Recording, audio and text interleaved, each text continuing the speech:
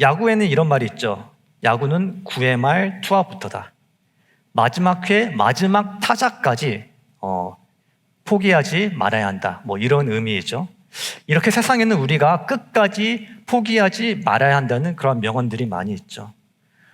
최근에는 2022년 월드컵 유행어로 유명한 중요한 것은 꺾이지 않는 마음이다. 뭐 이런 말도 있죠. 하지만 실제로 우리가 삶을 살아보면은 마냥 이 마음으로, 이 포기하지 않는 마음으로 살기 힘든 것을 깨닫게 됩니다. 여러 가지 그러한 환경의 요소들이, 여러 가지 세상이 나에게 보여주는 그런 사인들이 이제 포기해야 될 때가 됐구나, 이제는 끝났구나라고 말해줄 때가 많죠. 그래서 세상에는 오히려 전략적으로 포기하는 것이 더 현명한 것이라고 말하는 명언들도 그래서 있죠. 뭐 예를 들면은 투자가로 유명한 워렌 버핏이 가장 큰 실수는 포기해야 할 때 포기하지 않는 것이다. 이렇게 언제 포기하는 것을 아는 것조차도 중요하다라고 말하는 명언도 있습니다. 여러분은 어떠하신가요? 여러분은 어떨 때 끝났다고 생각하시나요? 어떨 때 이제는 포기해야겠다, 이제는 내려놓아야겠다라고 생각을 하시나요? 오늘 본문에는 두 사람의 인물이 등장합니다. 그런데 그 두 사람은 너무나 다릅니다. 그 둘이 정말 불쌍한 상황에 빠져 있다는 것 말고는 두 사람의 공통점이 없었습니다. 한 명은 남자였고 한 명은 여자였습니다.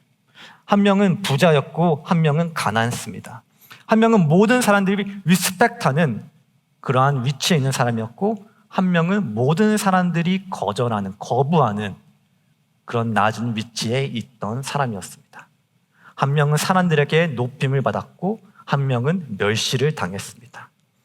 한 명은 회당을 리드하는 리더였고, 또 다른 한 명은 회당에서 쫓겨난 그러한 사람이었습니다.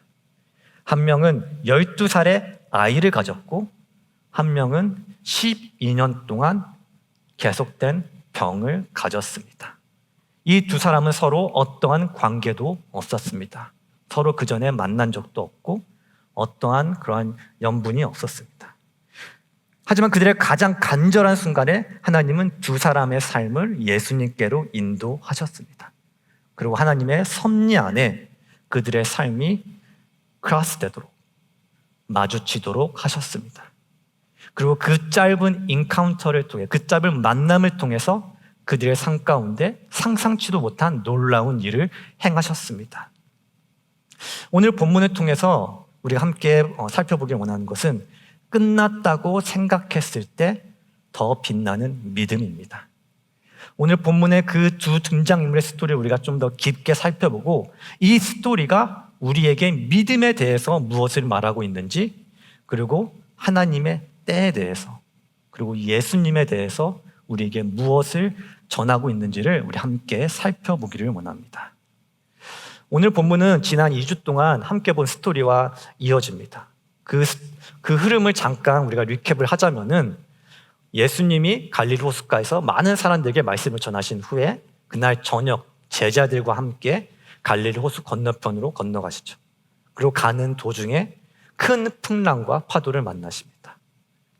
그 풍랑과 파도를 꾸짖으시며 호수를 잔잔케 하신 후에 그날 아침에 호수 건너편에서 군대라는 그 이름을 가진 귀신 들린 자를 만납니다.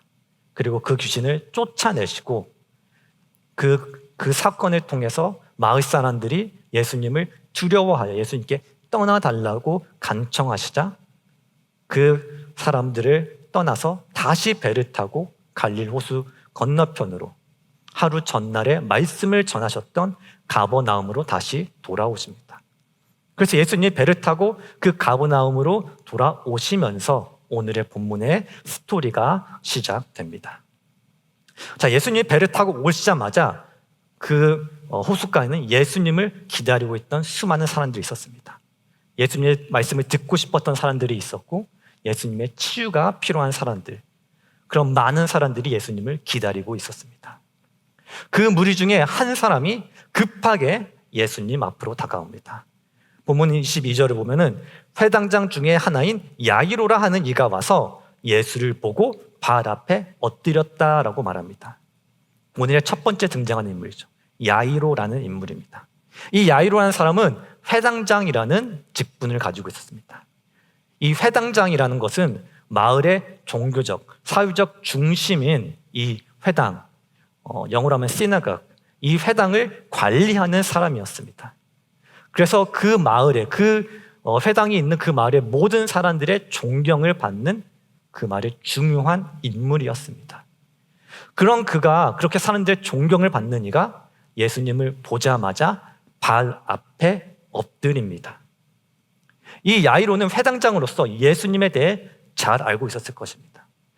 예수님이 회당에서 병을 고치시고 귀신을 쫓아내신 그런 놀라운 기적을 행하시는 것을 보았을 수도 있고 또 그것에 대해서 아마 익히 들었을 것입니다. 그와 동시에 예수님이 종교 지도자들과 충돌하신 일도 분명히 알았을 것입니다. 지금 종교 지도자들이, 바리새인들이 예수님을 죽이고자 작정한 것을 그 또한 당연히 알았을 것입니다. 그렇다면 이 회당장이란 자리에서 이 회당장의 직분을 가진 내가 예수님 앞으로 가서 예수님 발 앞에 엎드린다는 것은 자신의 커리어, 자신의 그런 리스펙트를, 그 존경받던 그 자리를 땅에 내던지는, 커리어의 스웨사드로 가죠. 자신의 커리어를 내던지는 것과 같은 행위였습니다. 그럼에도 그러한 어떻게 보면은 자신까지 지켜왔던 그 모든 것을 땅에 내던지면서까지도 야이로는 예수님을 찾아왔고 그의 발 앞에 엎드렸습니다. 그는 그만큼 절박했습니다. 그 이유를 23절에서 말하는데 23절에 어린 딸이 죽게 되었사오니 오셔서 그 위에 손을 얹으사 그로 구원을 받아 살게 하소서. 야이로가 이렇게 간절한 이유는 바로 자신의 딸 때문이었습니다. 같은 사건을 기록하고 있는 누가복음에서는 그의 외동딸이라고 기록합니다. 나의 유일한 딸이 지금 죽게 되었다는 것이죠. 이 죽게 되었다는 원어로 살펴보면 이것은 죽기 직전에 다갔다, 죽기 직전에 더 가깝습니다. 즉 의사도 포기한, 지금 마지막 숨을 몰아쉬고 있는 상황이란 거죠. 닥터가 이제 나는 더 이상 우리는 할 수 있는 것이 없습니다라고 호흡기를 떼는, 이제는 더 이상 아무것도 할 수 없는 그 절망적인 그 상황이었다는 거죠. 그 절망적인 상황 속에서 야이로는 예수님을 떠오릅니다. 예수님이라면은 죽기 직전이라도 살리실 수 있을 거예요. 그 믿음으로 1분 1초를 다투며 예수님을 찾아 달려왔을 것입니다. 그래서 예수님을 찾고 예수님의 발 앞에 엎드려 예수님께 그렇게 간청을 빌면서 내 딸을 살려달라고 했을 때 예수님은 흔쾌히 허락하십니다. 가자, 너희 집으로 가자, 이렇게 말씀하십니다. 예수님이 함께 가자고 하셨을 때 야이로에게는 한 줄기 희망이 보였을 것입니다. 내 딸이 죽기 전에 예수님이 도달하신다, 예수님이 오시기만 한다면 살아날 것이다. 그렇게 그런 희망을 가지고 야이로는 예수님과 또 예수님을 따르는 큰 무리와 함께 자신의 집으로 향합니다. 그 행렬 가운데 또 다른 간절함을 가진 인물이 등장합니다. 바로 혈루증을 앓는 여인입니다.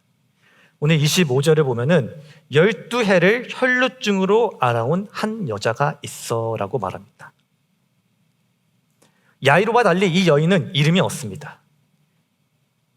이 여인의 정체성은 12년간의 혈루증, 12년 동안 고쳐지지 않은 그 병을 앓고 있었다는 것이 이 여인의 정체성입니다. 혈루증이라는 것은 피가 계속 나는 병입니다. 근데 이 병의 어떻게 보면 치명적인 것은 이 병이 단순히 몸을 아프게 하는 것을 넘어서 이 병으로 인해서 더 큰 문제가 그녀에게 존재했다는 거죠. 레위기에 따르면은 이런 여인, 이렇게 피가 계속 나는 여인은 의식적으로 부정한 존재라고 레위기에서는 정의합니다. 즉 가족도 친구도 이 여자를 만질 수 없었습니다. 만지면 그들도 부정하게 되기 때문에. 그래서 공동체로부터 철저하게 고립되어 살아야 됐습니다. 이 여인이 12년 동안 그렇게 살았습니다. 그 누구의 터치도 받지 못한 채. 만약 이 여인이 결혼을 했었다면 남편으로부터 또 세퍼레이트돼서, 그의 가족으로부터도 세퍼레이트돼서, 그렇게 사실상 죽은 사람처럼 다른 어떤 사람에게도 다가가지 못하는 그런 존재로 12년 동안 살아야 됐다는 것입니다.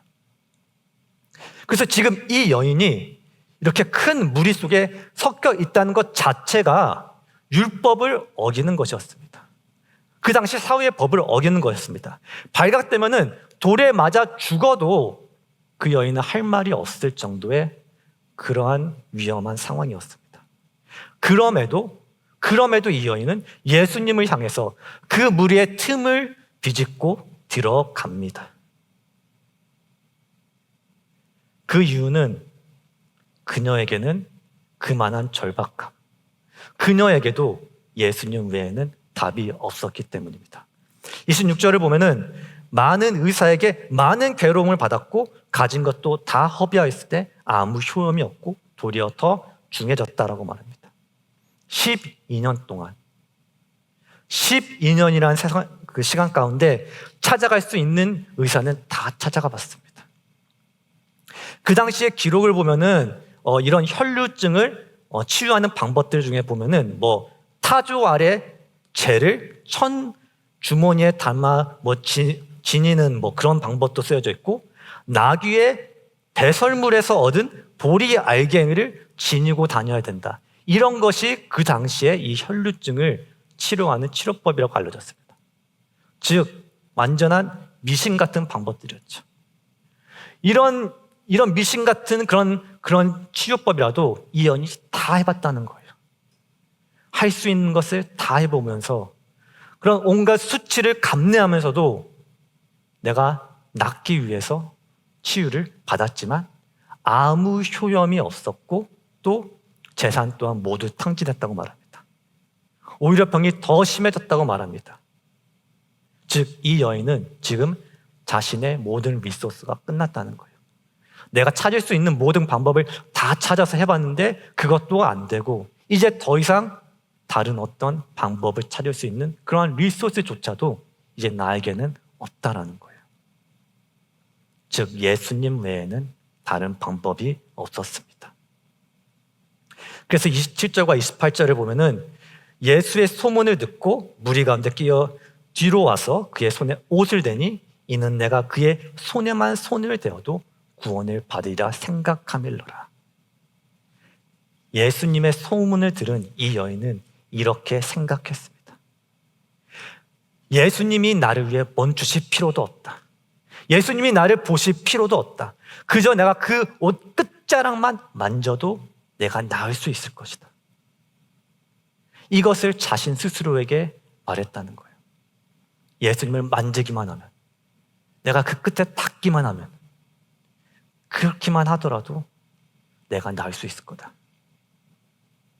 하나님이 나에게 이렇게 해주셔야 된다, 예수님이 나에게 이렇게 해주셔야 된다, 그렇게 요구하는 것이 아니라 모든 길이 다 막혀 있지만 하나님의 은혜의 그 한 방울이라도, 그 은혜의 한 방울이라도 내게 떨어진다면, 그 한 방울은 내게 닿는다면 그걸로 충분하다. 이러한 믿음을 가지고 있었다는 거예요. 그리고 그 믿음으로 손을 뻗어서 이 여인이 예수님께 손을 댑니다. 그리고 그 손이 닿는 순간 그 즉시 피가 멈추었습니다. 이 여인은 자신이 치유되었다는 것을 그 순간 바로 직감했습니다. 그리고 이때 예수님은 가던 길을 멈추시고 누가 내 몸에 손을 대었느냐라고 물으십니다. 예수님이 이렇게 물어보신 것은 예수님이 모르셔서가 아닙니다. 예수님이 누가 손을 대었는지 모르셔서 그것을 찾는 것이 아니었습니다. 다 아셨지만 예수님이 물으셨던 의도는 이 여인이 스스로 예수님 앞에 나오기를 원하셨다는 거예요. 제자들이 많은 사람들이 에워싸고 있는데 누가 손을 댔냐고 물으십니까? 라고 어떻게 보면 비아냥하는 그런 소리로 예수님께 답하여도 예수님은 계속 기다리셨습니다. 그 가는 행렬을 멈추시고 이 여인이 예수님 앞에 나오기까지 기다리셨습니다. 그리고 더 이상 숨을 수 없게 된 여인은 두려워 떨며 예수님 앞에 나와서 모든 것을 고백합니다. 자신의 상황에 대해서, 내가 앓고 있던 그 병에 대해서, 내가 혈루증이 있는 여인이라는 것을 그 옆에 있는 사람들이 알게 된다면 모두 놀라서 자신을 죽이려고 할지도 모르지만 그럼에도 예수님 앞에 나와서 모든 것을 고백합니다. 그리고 고백했을 때 예수님이 이 여인에게 놀라운 말씀을 하십니다. 34절을 보면 딸아 내 믿음이 너를 구원하였으니 평안히 가라. 내 병에서 놓여 건강할지어다. 이렇게 말씀을 하십니다. 이렇게 어떻게 보면 하나의 기적이 끝이 납니다. 근데 여러분 이 상황, 이 혈루증을 앓고 있던 이 여인이 치유를 받게 되는 그 기적의 현장에서 마냥 기뻐할 수 없는 한 사람이 있습니다. 바로 야이로이죠. 지금 이 순간 야이로의 심정은 어땠을까요? 예수님이 그 야이로의 집에 그 딸의 죽어가는 딸의 그 향해 가는 그 길 발걸음을 멈추고 이 이름도 모를 한 여인, 어떻게 보면 듣보잡인 이 여인의 신경을 쓰시고 그 여인을 찾으시고 기다리시는 그 모습의 야이로의 심정은 어땠을까요? 1분 2초가 그 마음에 정말 썩어 타들어가고 있지 않았을까요? 그런 마음으로 예수님을 지켜보고 있었겠죠. 아마 그의 마음은 이렇게 예수님께 외치고 싶었을 것입니다. 예수님, 지금 빨리 가야 합니다. 지금 제 딸이 지금 죽어가고 있는데, 지금 당장이라도 죽을 수도 있는데, 왜 지금 여기서 이러한 여인에게 시간을 지체하고 있나요? 지금이라도 당장 예수님의 손을 잡고 끌고 가고 싶었을 것입니다. 그리고 그 순간 야이로가 가장 두려워하던 일이 벌어집니다. 35절에 아직 예수께서 말씀하실 때, 아직 예수께서 그 혈루증 여인과 얘기하고 말씀하고 계실 때 회당장의 집에서 사람들이 와서 회당장에게 이르되 당신의 딸이 죽었나이다. 예수님이 그 딸에게만 가게 된다면, 예수님이 죽기 전에 우리 집에 오기만 한다면 내 딸이 살 수 있을 것이라는 그 소망 하나로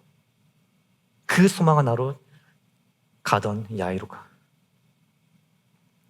그 야이로에게 딸이 죽었다는 소식이 전해집니다.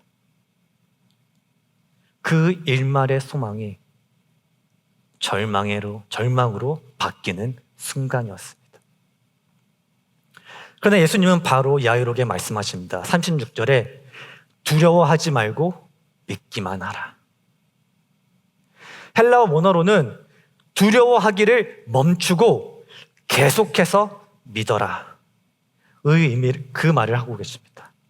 그리고 누가복음에서는 그리하면 딸이 구원을 얻으리라라는 이 약속을 함께 주십니다. 예수님은 집에 도착하기 전에 절망에 빠진 야이로를 먼저 안심시켜 주십니다. 그리고 그에게 믿는 것을 멈추지 마라, 포기하지 마라, 지금이 끝이 아니다라고 말씀하십니다. 예수님이 야이로의 집에 도착했을 때는 야이로의 집에는 이미 곡하는 사람들이 있었습니다. 그 당시의 풍습에는 사람이 죽었을 때 전문으로 곡하는 사람, 전문으로 울면서 약간 소리 지르면서 우는 사람들을 고용하는 것이 그 당시의 풍습이었습니다. 즉 이미 이 여자아이의, 이 딸의 장례식이 이미 시작됐다는 것이죠. 그 시작된 장례 자리에서 예수님은 이렇게 말씀하십니다. 39절을 보면 이 아이가 죽은 것이 아니라 잔다. 이 말에 사람들이 비웃습니다. 당연한 거죠. 아이는 진짜로 죽었으니까요. 그 당시에 사람들이 의학 지식이 부족해서 자는 사람을 오해한 것이 아닙니다. 진짜로 그 딸은 죽었습니다. 그것을 확인하고 장례를 시작한 것입니다. 그래서 사람들이 비웃고 있지만 그럼에도 예수님은 부모와 또 세 제자들만을 데리고 방에 들어가셔서 소녀의 손을 잡고 소녀야 일어나라 이렇게 말씀하십니다.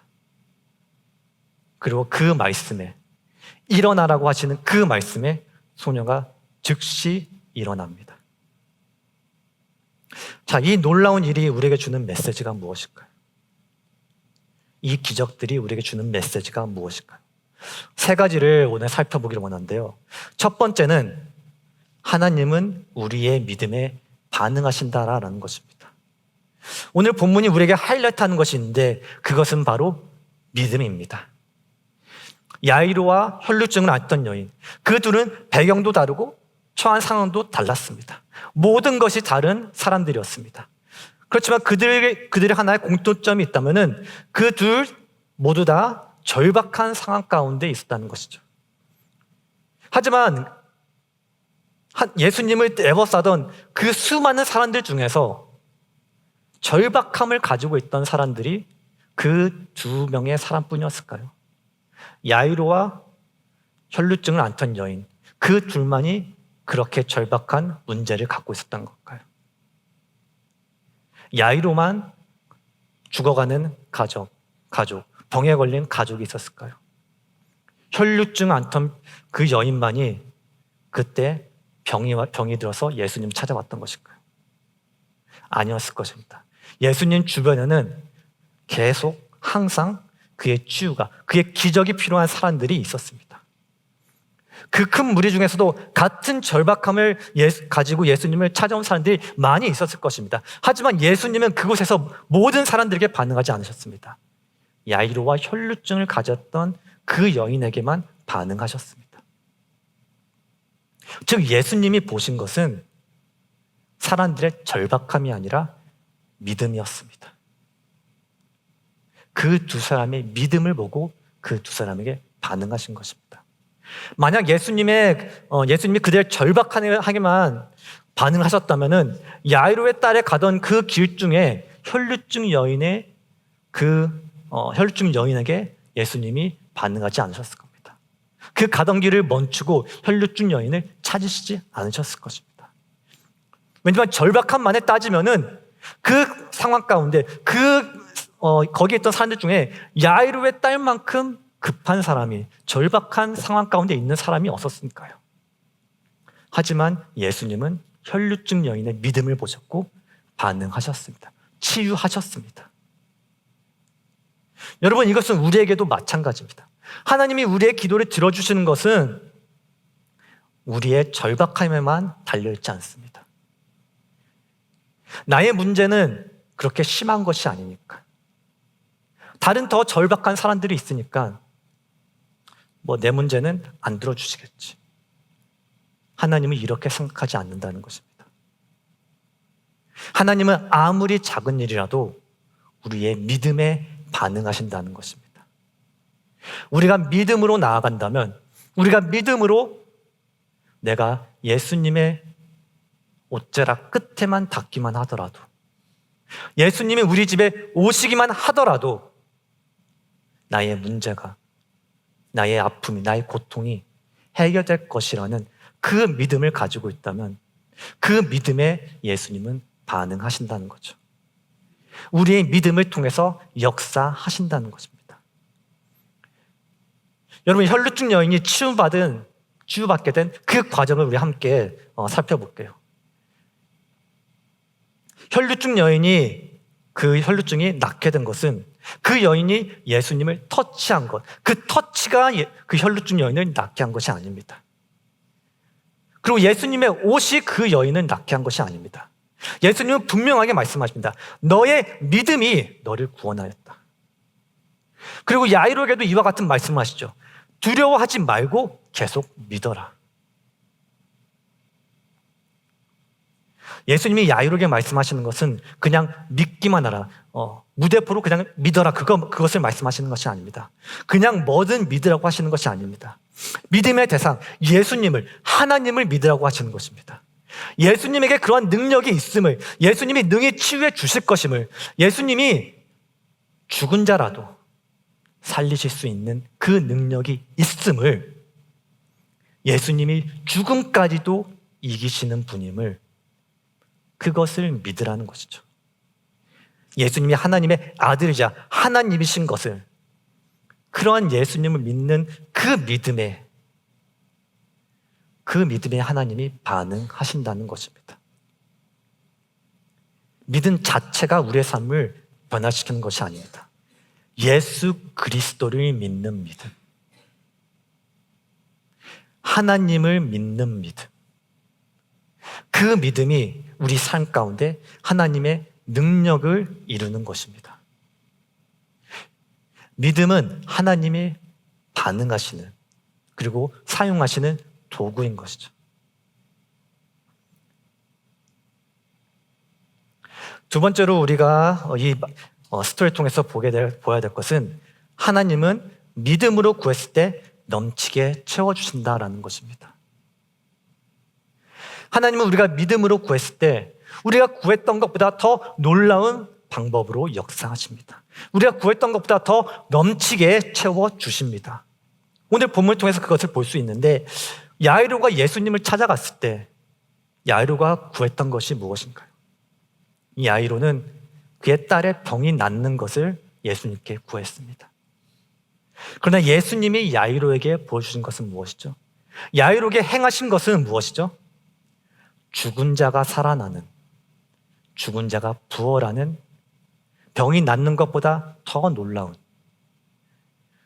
그 어떤 누구도 할 수 없는 그 놀라운 일을 보여주셨습니다. 혈루증을 앓던 여인이 예수님께 구했던 것이 무엇인가요? 단지 혈루증이 낫는 것. 이 혈루증이 낫고 다시 가족에게로, 다시 사회로, 유대인으로서 다시 제사 드릴 수 있는, 그런 예배를 할 수 있는, 그런 정상적으로 살아갈 수 있는 그것을 혈루증 앓던 여인은 구했습니다. 하지만 예수님이 혈루증 여인에게 무엇을 주셨나요? 예수님 자신을 만나게 해주셨습니다. 모든 유대인들이 기다리던 메시아를 만나게 해주셨습니다. 여인의 육체뿐만 아니라 영혼을 구해줄 수 있는 그 구원자를 만나게 해주셨습니다. 잠깐 평강이 아닌 영원한 평강을 주실 수 있는 하나님의 아들을 만나게 해주셨습니다. 에베소 3장 20절에는 이런 말씀이 있습니다. 우리 가운데서 역사하신 능력대로 우리가 구하거나 생각하는 모든 것에 더 넘치도록 능히 하시리에게. 영어로는 이렇게 말합니다. Now to him who is able to do far more abundantly beyond all that we ask or think, according to the power that works within us. 우리가 믿음으로 구했을 때 우리가 입술로 ask, 구하는 것보다 마음속으로 think, 상상하거나 생각하는 것보다도 more abundantly, 측정할 수 없게 넘치는, 그렇게 넘치게 채워주시는 분이 우리의 하나님이라는 거예요. 여러분, 그러나 하나님이 이렇게 채워준다는 이 약속에 하나님이 요구하시는 것이 하나 있습니다. 우리에게 요구하시는 것이 하나 있어요. 그것은 내가 생각했던 것보다 더 큰 믿음을 요구하세요. 야이로가 예수님을 찾아갔을 때 그의 믿음은 예수님이 죽을 위기에 있는 병자라도 치유할 수 있다는 그 믿음을 가지고 갔습니다.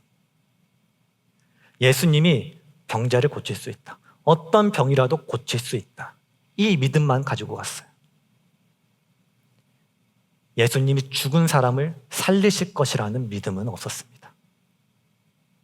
하지만 예수님은 무엇을 요구했죠? 두려워하지 말고 계속 믿어라.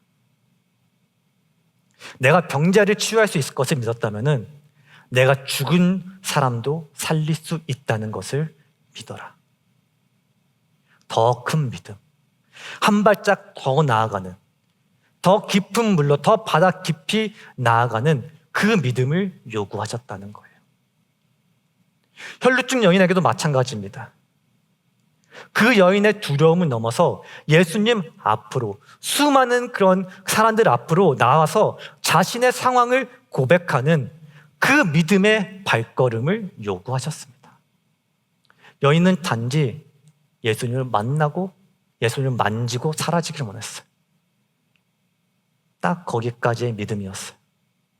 근데 예수님은 그것보다 더 나아가서 예수님을 페이스 투 페이스로 직접 대면하는 그 믿음을 요구하셨어요.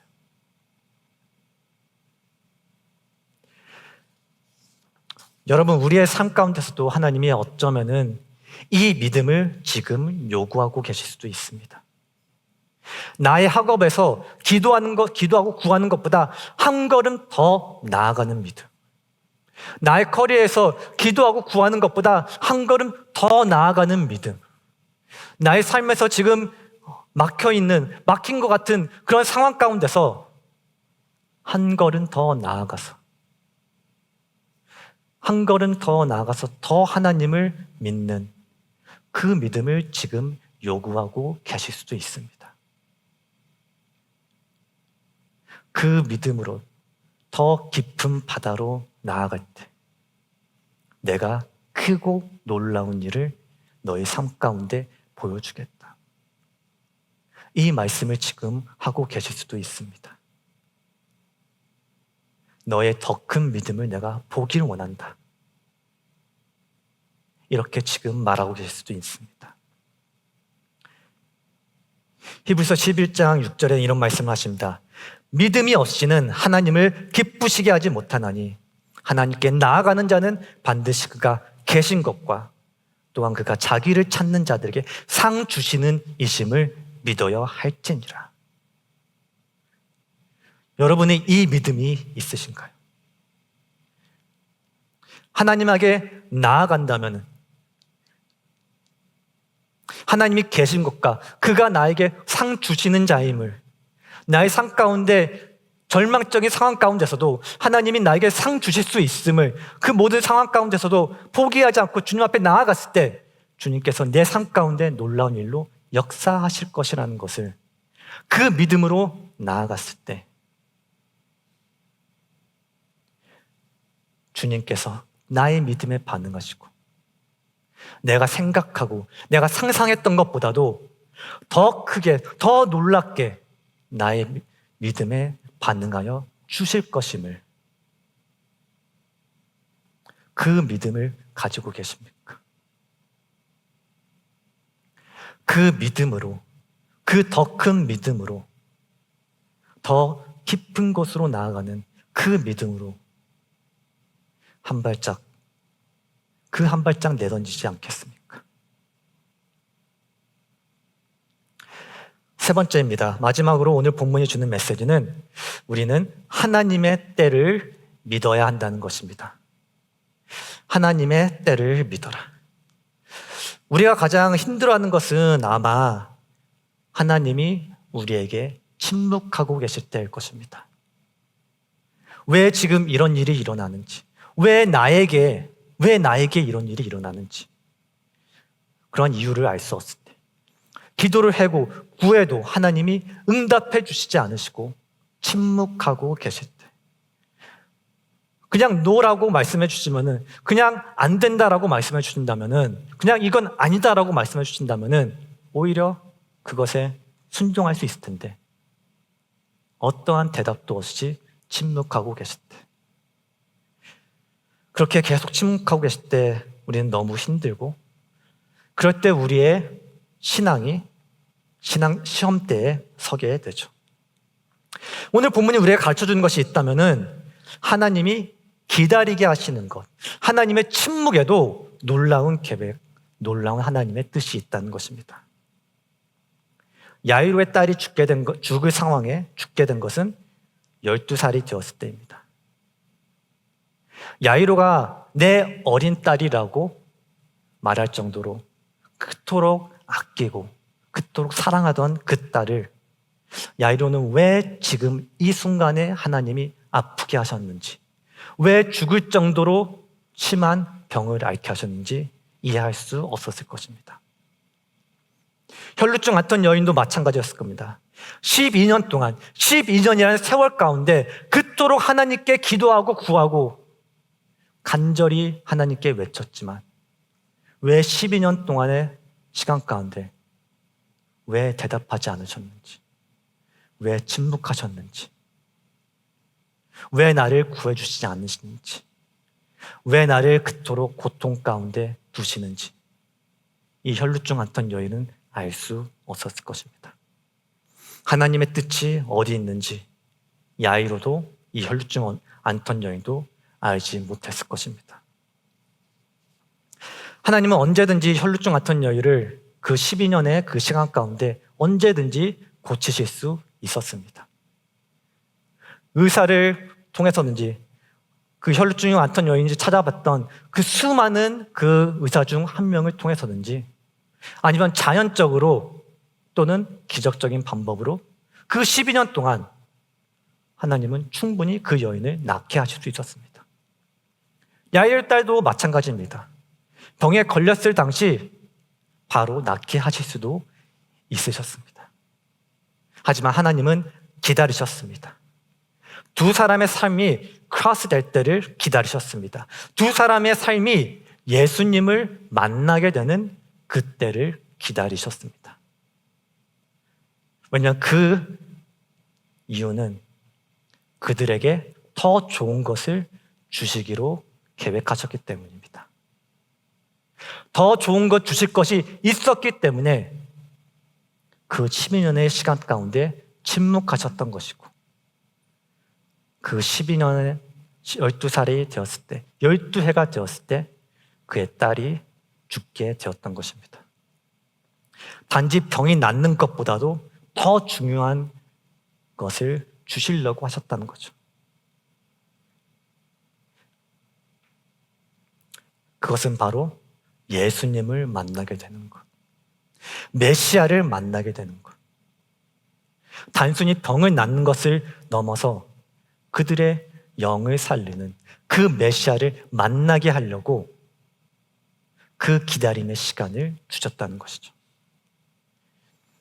여러분, 하나님이 우리 삶 가운데 침묵하시고 기다리게 해주신 것은 지금 우리는 모르는 하나님만이 아시는 무엇인가가 있기 때문입니다. 야이로와 제자들에게서는 예수님이 그 혈루증을 앓는 여인을 만나서 그 여인에게 신경 쓰는 그 시간이 아무런 이유 없이 지체하는 시간처럼 보였을 것입니다. 아니, 왜 지금 이렇게 바쁜 이 시간에 지금 당장 죽어가는 여인에게 딸에게 가야 되는데 왜 지금 이 여인에게 지체하고 있는가? 이것은 마치 어떻게 보면은 이머전시 룸에 신장마비가 온 환자가 들어왔는데 닥터가 그 신장마비 걸린 죽어가는 그 사람을 놔두고 팔이 부러진 사람한테 시간을 쓰고 있는 것과 마찬가지죠. 누가 봐도 이해할 수 없는 그러한 시간이었을 것입니다. 그러나 그곳에 있는 모든 사람들은 다 모든 사실을 다 알고 있었던 것이 아니었습니다. 그 예수님이 기다리던 그 지체하던 시간 가운데 담겨있는 하나님의 뜻을 모두 알지 못했다는 것이죠. 여러분, 이처럼 우리 삶 속에서도 하나님께서 은혜 베푸기를 미루시거나 마치 잘못된 처방을 내리시고 계신 것처럼 보일 때가 있습니다.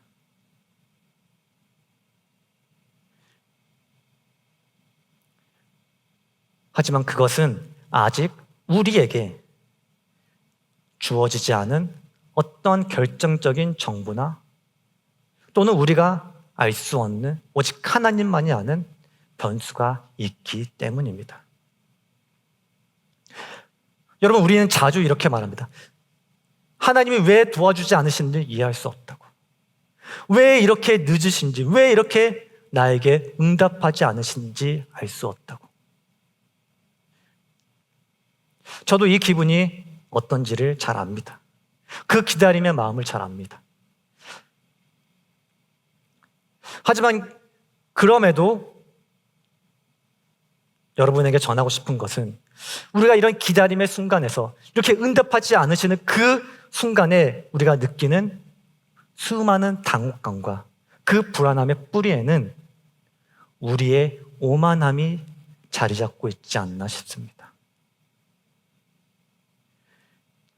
하나님이 왜 지금 이때에 나를 도와주시지 않나요? 왜 지금 역사하지 않으시나요? 왜 나를 기다리게 하시나요? 이렇게 우리가 질문할 때는 우리는 하나님께 이렇게 말하는 것입니다. 하나님이 영원 전부터 계시고 온 우주를 창조하시고 그러한 분이시는 잘 아시지만 내 삶이 어떻게 흘러가야 되는지는 하나님보다 내가 더 잘 압니다. 지금 이때가 하나님이 일하셔야 하는 때입니다. 지금 이때 이러한 방법으로 하나님이 역사하셔야 됩니다. 그러한 말을 하고 있는 것이 아닙니까? 내가 하나님보다 더 잘 안다고 확신하고 있는 건 아닙니까? 여러분, 우리는 하나님이 아니지만 하나님보다 더 잘 안다고 생각할 때가 많죠. 나의 삶 가운데 지금 이렇게 이 순간 이러한 일들이 일어나야 된다고. 그렇지 않으면은 끝난다고. 그렇지 않으면 모든 것이 망하게 된다고. 여러분, 지금 여러분의 삶 속에서도 하나님께서 무언가를 늦추고 계신 것이 있나요? 이제는 포기하고 싶다라고 생각하고 있는 것이 있나요?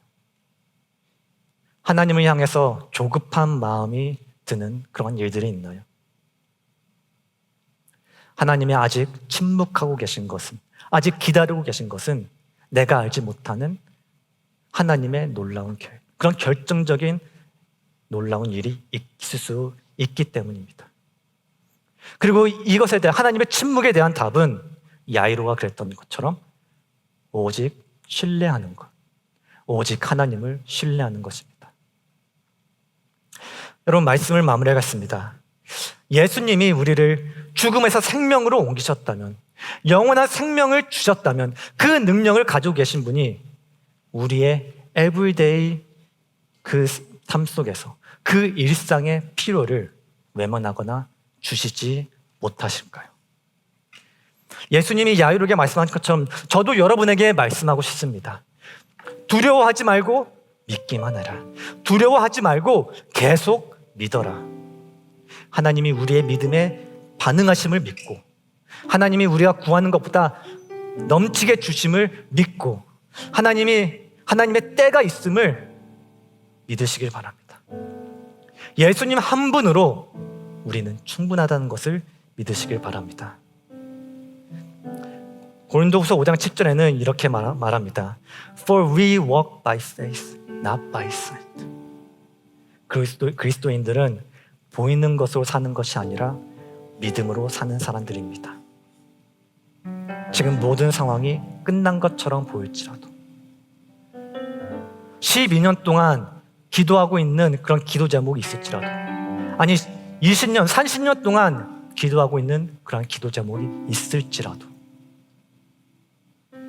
포기하지 않고 그럼에도 계속 믿고 기도하며 하나님 앞으로 나아갈 때